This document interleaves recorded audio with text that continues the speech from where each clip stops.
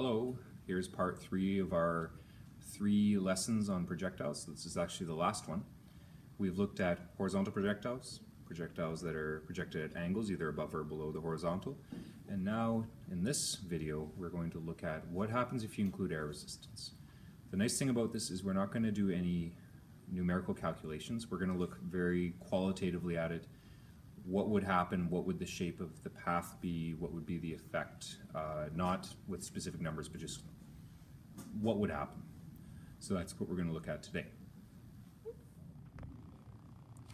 In order to talk about what happens when air resistance is included, when the air is a drag force acting on a projectile, first we need to talk about what is air resistance and why does it act the way that it does.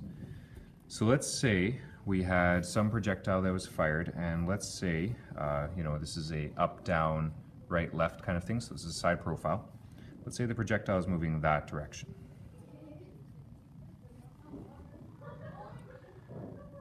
When we include air resistance, there's no longer just the force of gravity acting on this projectile. There's also the drag force, also called air resistance in this case, that is opposite motion.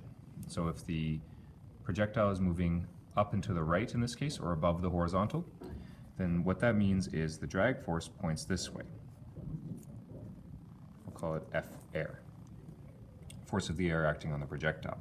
So notice that if a projectile were, let's say, at the very beginning of an arc, if it were fired above the horizontal, that means it would be accelerating a little faster than normal in the vertically downwards direction, and it would be slowing down in the x direction because velocity points this way. It has a portion of a force pointing in the x direction backwards. If you have an object that is a projectile that is at the top of its arc, now it's moving horizontally, gravity still acts downwards. Now air resistance acts horizontally backwards. So at the top of the arc, there's no additional downwards force, there is only a horizontal force that is slowing it down. And towards the end of its arc, if its velocity points below the horizontal, so it's flown up, it has gone horizontal, and now it's coming down. Let's pick it up where we left off. If the projectile is on the way back down, force of gravity is still pointing vertically downwards. I should label that as V. Air resistance is now pointing in the opposite direction. So notice an interesting thing happens here. Air resistance actually causes an upward acceleration in the y direction and an acceleration backwards in the x direction. So we're going to take these 3 pictures and we're going to try to put them together to figure out what would the path of the projectile look like. I'm going to draw in 2 different colors here. I'm going to draw in a blue pen. The blue pen is going to represent a projectile with no drag. Here's the ground. Here's the projectile. It's going to fly in a nice, symmetrical, parabolic path. As compared to that, if we were to fire another projectile and we were to all of a sudden incorporate air resistance. Now what that means is at the beginning, the paths would be very similar, but notice on the way up, there's additional acceleration in the vertically downwards direction. There's also acceleration in the x direction. So let's focus on the y direction first. In the y direction, if it is accelerating more quickly downwards than it was before, that means the maximum height of the projectile will be much lower than was before. Maybe it won't be here, maybe it'll be down here, because it is accelerating more quickly in the y direction.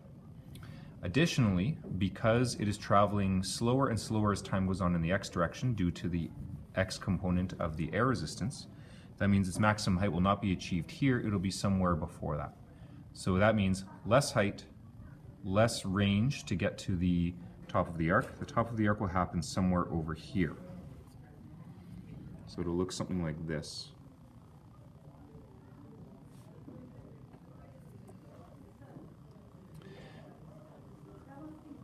Now, as it's coming back down, notice that air resistance now points backwards and slightly upwards.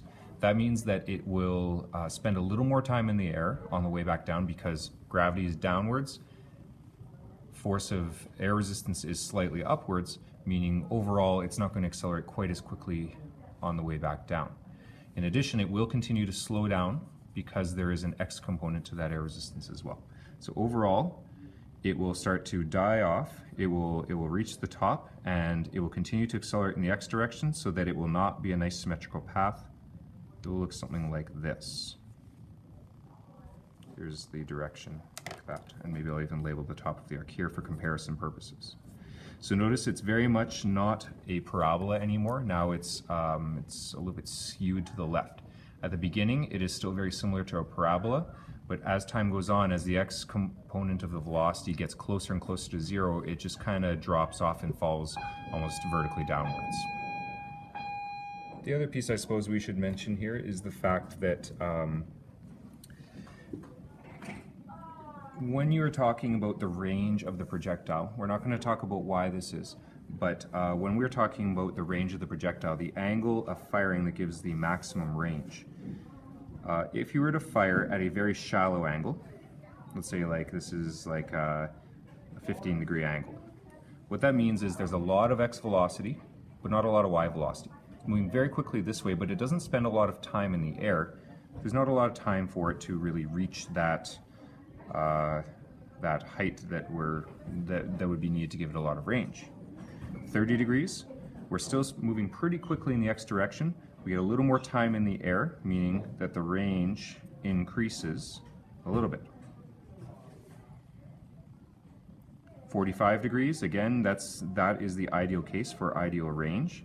That means it is spending a lot of time in the air and it's moving still relatively quickly in the X direction, meaning that we get maximum range. And I'm exaggerating the difference between 30 and 45 here, but that's just for demonstration purposes.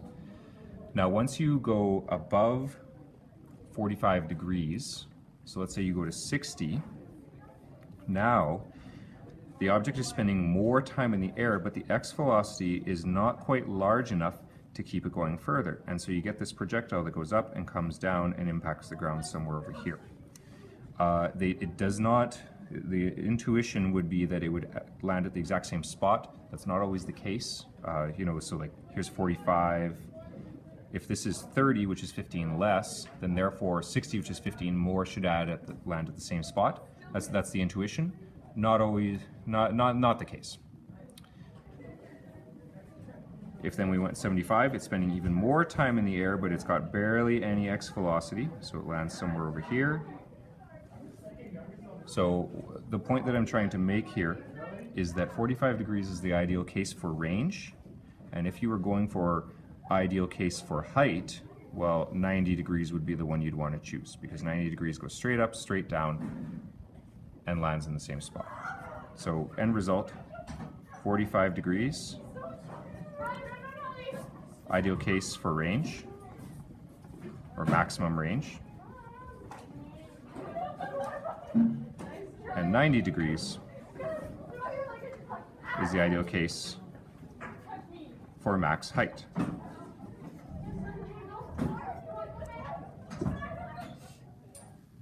So that's the end of the projectiles unit. So we'll talk about it some more tomorrow, but that's it. You now know everything you need to know about projectiles.